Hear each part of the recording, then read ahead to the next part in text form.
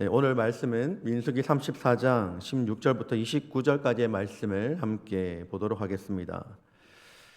이 민수기 34장에서는 이제 이스라엘 백성들이 가나안 입성을 앞두고 요단 동편 모압 평지에 진을 치고 있는 시점입니다. 이전 세대는 불신과 반역으로 이제 광야에서 죽게 되었고, 이제 새로운 세대가 약속의 땅에 들어가려고 하는 순간이죠. 34장 앞부분, 즉 오늘 저희가 읽었던 본문 말씀인 16절 앞부분인 1절부터 15절까지에서는 이스라엘이 차지할 가나안 땅의 경계가 구체적으로 설명이 됩니다. 이것은 단순한 지리적인 설명이 아니라 하나님의 약속의 성취를 보여주는 상징적인 선포이죠. 요단 동편은 르우벤, 갓, 그리고 므낫세 반지파가 이미 분깃을 받았습니다. 이제 요단 서편, 가나안 본토의 분배 절차를 준비하는 것이죠. 이런 상황 가운데 이제 하나님께서 모세에게 명령하셔서 엘르아살 제사장과 여호수아를 이제 땅을 분배하는 땅 분배의 총책임자로 세우시는 장면, 그 장면으로 오늘 본문의 말씀이 시작됩니다. 오늘 말씀을 시작하면서 이러한 질문을 던져볼까 합니다. 우리가 지금 이 자리에 있는 이유가 뭘까요? 왜 나는 지금 현재 내가 살아가는 이 가정에서 태어났고, 왜 이 교회를 다니고 있고, 왜 이 역할을 하며 이 직장을 다니고 이러한 형편 가운데 놓여 있을까요?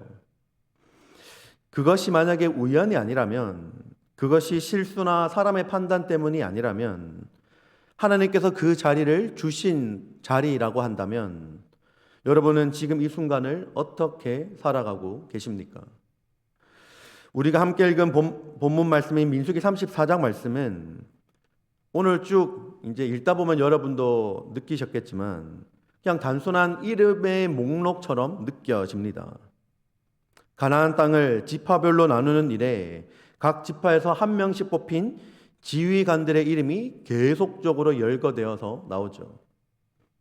사실 저도 처음에 이제 이 본문 말씀을 준비하면서 조금 당황스러웠습니다. 계속 이렇게 이름이 반복적으로 등장하는데 어떤 말씀을 전해야 하나라는 생각이 들었죠. 하지만 이 단순한 명단 가운데 굉장히 중요한 영적인 원리가 담겨 있음을 발견하게 됩니다. 오늘 16절 말씀을 보시면 이렇게 시작을 하죠. 여호와께서 또 모세에게 말씀하여 이르시되라는 그 첫 구절로 시작을 합니다. 여러분, 이 땅의 분배는 모세나 여호수아가 임의로 한 것이 아니다라는 것이죠. 이것은 하나님께서 직접 말씀하시고 하나님께서 정하신 것이다라는 것을 보여줍니다. 여러분, 왜 그럴까요? 가나안 땅은 단순히 이스라엘 백성들이 자신들의 무력으로, 자신들의 힘으로 그것을 점령한 전리품이 아니기 때문입니다. 그 땅은 하나님께서 아브라함과 이삭 그리고 야곱에게 언약으로 주신 땅이다라는 것이죠. 창세기 12장 7절 그리고 출애굽기 6장 4절 계속적으로 반복해서 하나님께서 말씀하십니다. 내가 이 땅을 내 자손에게 주리라 라고 말씀하셨습니다. 그러니까 이 땅의 분배는 단순한 행정적인 절차가 아니라, 그런 명령이 아니라 하나님의 언약이 성취되고 있는 장면을 보여주고 있다라는 것입니다. 그리고 이 중요한 분배 작업을 위해서 하나님께서 두 사람을 세우시죠. 한 사람은 제사장 엘르아살, 그리고 또 한 사람은 여호수아입니다. 여러분, 여기서 우리는 영적인 권위와 그리고 현실적인 행정적인 그런 부분에 대한 균형을 보게 됩니다. 엘르아살은 제사장이죠. 제사장은 하나님의 뜻을 듣고 백성들에게 그것을 전달하는 자였습니다. 그리고 하나님 앞에 제단을 쌓고 예배 드리는 자였죠. 여호수아는 모세의 후계자로 실제적으로 전쟁을 이끌고 그 조직을 인도하고 이끌어내는 그런 지도자의 역할을 감당하였습니다. 여러분, 이것을 보시면 하나님께서 무언가를 세우시고 일을 맡기실 때 무질서하게 역사하지 않는다라는 것을 발견하게 됩니다.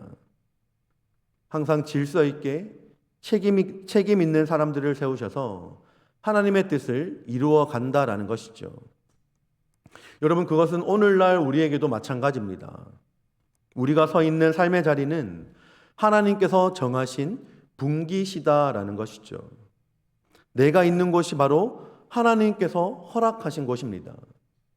여러분, 이것을 믿는다면 우리는 불평보다 감사로 반응해야 할 줄 믿습니다. 내가 이렇게 말하는 것이 아니라 하나님 왜 여기입니까? 왜 하필 이 자리입니까? 왜 하필 내가 이곳에 있어야 합니까? 내가 어떻게 이곳에서 하나님을 섬기겠습니까? 라고 하나님, 우리가 불평하고 하나님 앞에 원망할 수도 있지만 그러나 그 가운데서도 우리가 던져야 하는 질문은 하나님께서 내게 주신 분깃이 이곳이니 내가 이곳에서 어떻게 하면 하나님을 잘 섬길 수 있습니까? 이러한 질문을 던져야 한다는 것이죠. 여러분, 내가 있는 자리에서 하나님께서 원하시는 것이 무엇인지를 분별할 줄 알아야 합니다. 내가 하필 이 자리 가운데 있어서, 하필 이 가정에 태어나서, 하필 이 교회에 다녀서, 하필 이 직분을 맡아서 내가 하나님 앞에 원망하는 것이 아니라 이 가운데서도 하나님께서 내게 맡기신 이유가 있다. 그렇다고 한다면 하나님께서 내게 맡기신 이곳에서 과연 나는 무엇을 배워야 하고 무엇을 어떻게 하나님 앞에 올바르게 섬길 수 있을까? 어떻게 다른 사람들을 섬겨 나갈 수 있을까라는 것을 고민하고 하나님께 물어봐야 한다라는 것이죠. 여러분, 18절 말씀을 보시면 하나님께서 모세에게 이렇게 말씀하십니다. 너희는 또 기업의 땅을 나누기 위하여 각 지파의 한 지휘관씩 택하라라고 기록합니다. 여러분, 그 지휘관들의 이름이 이제 19절부터 이제 29절까지 계속적으로 쭉 이 나열이 됩니다. 근데 여러분, 여기서 나오는 지휘관들, 히브리어 원어로는 나시라고 불리는데요. 근데 이 말은 단순한 행정직 그리고 실무 담당자를 뜻하는 단어가 아닙니다. 이 단어는 지도자, 족장, 그리고 때로는 통치자라는 뜻을 가지고 있습니다. 하나님께서 이것은 단순한 인력이 아니라 공동체를 대표할 만한 그런 책임 있는 사람을 세우셨다라는 것이죠. 하나님께서는 질서의 하나님이십니다. 아무나 뽑아서 아무나 사람을 택해서 그 땅을 나눠 가져, 너희끼리 알아서 나눠 가져라고 하신 게 아니라 각 지파마다 한 사람씩 대표를 세우게 하시고 그들의 이름을 일일이 하나님께서 모세에게 친절하게 자세하게 알려주십니다. 그러면서 하시는 말씀이 이 사람이 땅 분배를 맡을 책임자다라고 공식적으로 선언해 주시는 것이죠. 여러분, 이것이 왜 중요할까요? 그냥 대충 하나님께서 한 명을 택해서 여호수아에게 혹은 제사장 엘르아살에게 그래 여호수아야 너가 알아서 사람을 택해서 알아서 너희가 땅을 분배해서 가져라고 말하는 것이 아니라 일일이 한 명 한 명의 이름을 불러주십니다. 여러분, 이것은 공동체 안에 질서가 있어야 하나님께서 주시는 복이 흘러갈 수 있기 때문입니다. 만약 그 땅 분배를 아무런 기준도 없이 제비 뽑듯이 대충 정했다라고 생각해 보십시오. 물론 제비 뽑는 것도 하나님의 택하신 방법이었습니다. 제가 말씀드리는 것은 그냥 대충 정할 수 있다라는 것이죠. 너는 이만큼, 나는 이만큼. 이렇게 하면서 서로 욕심을 부리며 다투고 의견 충돌이 생길 수 있다라는 것입니다. 때로는 그 땅의 분배가 공정하지 않다고 불평이 터지고 그것으로 인해 지파 간의 갈등이 생길 수도 있고 더 나아가서는 지파 간의 전쟁이 일어날 수도 있다라는 것입니다. 그런데 하나님께서는 사람을 세우심으로 인해서 질서를 세워 나가셨습니다. 각 지파에서 신뢰받는 사람이 대표가 되어서 하나님이 정하신 기준에 따라 땅을 나누게 하셨습니다. 그 대표들은 책임감 있는 사람이었고 공동체 안에서도 존중받는 인물들이었습니다. 무엇보다도 하나님께서 직접 지명하신 사람들이었죠. 여러분, 오늘날의 교회도 마찬가지입니다. 하나님께서 교회 안에도 질서를 세우셨습니다.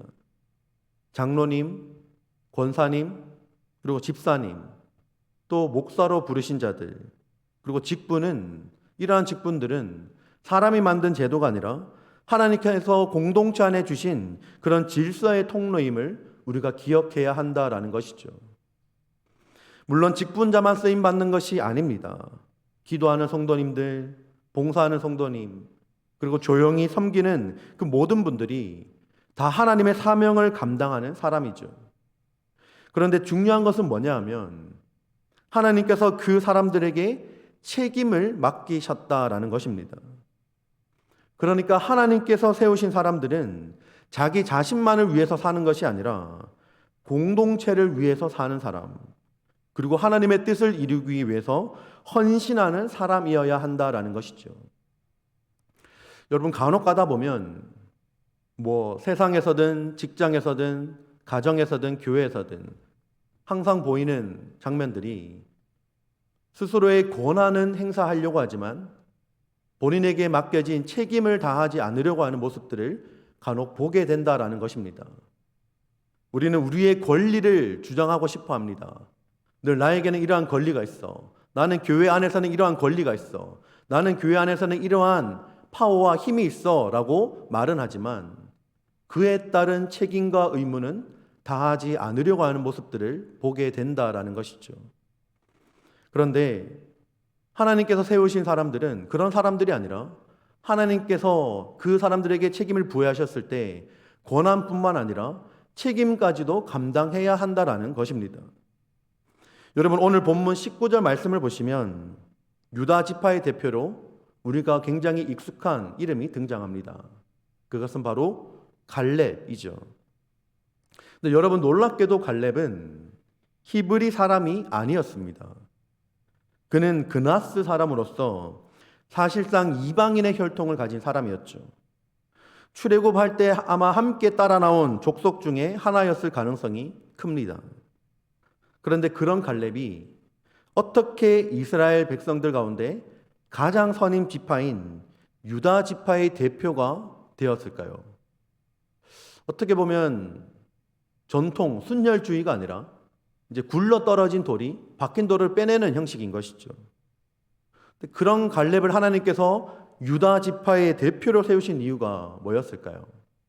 그것은 바로 갈렙이 갖고 있었던 그의 믿음 때문이었습니다. 갈렙은 정탐꾼으로 뽑혔을 때도 사람들의 눈치를 보지 않았죠. 우리가 능히 올라가서 그 땅을 취하자라고 말했습니다. 여러분, 그 나이가 85세였습니다. 이 산지를 내게 달라라고 했던 나이가 85세였습니다. 가장 힘든 헤브론 그 땅, 아낙 자손이 있는 그 산지를 달라고 당당하게 선포하고 요청을 하였습니다. 그의 믿음을 하나님께서 보시고 그를 세우셨고 사람들도 그를 믿고 따랐던 것입니다. 여러분, 하나님께서는 우리의 조건보다 우리의 중심을 보시는 분입니다. 학력이나 우리가 갖고 있는 배경이나 특별히 우리가 지난 과거 시간 갖고 있었던 그런 경험이 아니라 믿음으로 순종하며 충성하는 사람, 그 사람을 통해 공동체를 세우시고 그 사람을 통해 복을 흘려 보내십니다. 여러분, 우리가 본문 전체를 보면 알 수 있는 중요한 사실이 하나 더 있습니다. 그것은 이스라엘 백성들이 가나안 땅을 분배받았다는 것은 단지 땅을 얻었다라는 의미가 아니다라는 것이죠. 그것은 하나님께서 주신 은혜의 분깃을 받은 사건이었습니다. 생각해 보시길 바랍니다. 이스라엘 백성들이 가나안 땅을 얻을 수 있었던 것은 그들의 군사력 때문이 아니었습니다. 그들은 40년 동안 광야를 떠돌았고 군사적으로도 강한 민족이 아니었죠. 그런데 그 땅을 얻게 된 것은 하나님의 약속, 그리고 하나님의 인도하심, 그리고 하나님의 은혜 때문이었습니다. 그리고 그 분깃은 각자 고른 것이 아니라 하나님께서 주신 것이었습니다. 하나님이 정하신 대로, 하나님이 정하신 그런 세우신 지도자를 통해서 공정하게 나누어진 것이죠. 29절 말씀을 보시면 이들이 여호와께 명령하사 기업을 받게 하신 자들이니라 라는 말이 나옵니다. 여기서 받게 하신이라는 표현은 원어 성경을 보시면 피동형이 아니라 능동적인 그런 형태를 띠고 있습니다. 그러니까 결국 하나님께서 나누도록 명하신 자들이다라는 것이죠. 결국 이 분배는 하나님께서 주도하신 은혜의 사건이다라는 것입니다. 우리 인생에서 주어진 역할, 위치, 그리고 직장, 가정, 심지어 교회 안에서의 자리까지도 하나님께서 은혜로 우리에게 주신 우리의 분깃이다라는 것입니다. 그러면 현재 우리에게 주어진 것이 하나님께서 직접 주도적으로 우리에게 주신 분깃이라고 한다면 우리는 어떻게 우리의 마음의 제사를 지금과는 달리 해야 할까요? 자꾸 다른 사람과 비교하면서 왜 나는 이것밖에 안 주셨지? 왜 나는 이 자리에만 머물러 있지? 이렇게 불평하는 것이 아니라 하나님께서 내게 주신 이 자리에서 하나님, 내가 어떻게 하면 이 자리에서 충성되이 이 자리를 섬기며 나아갈 수 있을까요? 어떻게 하면 하나님 이 자리에서 하나님을 기쁘시게 할 수 있을까요? 가장 먼저 사람을 기쁘게 하는 것이 아니라 내가 하나님을 기쁘게 할 수 있을까요? 라는 질문을 던지며 나아가야 한다는 것입니다. 여러분, 우리가 분깃을 정하는 사람이 아니라 우리는 그 분깃을 받는 사람임을 잊지 마시길 바랍니다. 하나님께서 주셨기 때문에 그것은 불만의 대상이 아니라 감사의 이유가 되어야 하는 것입니다.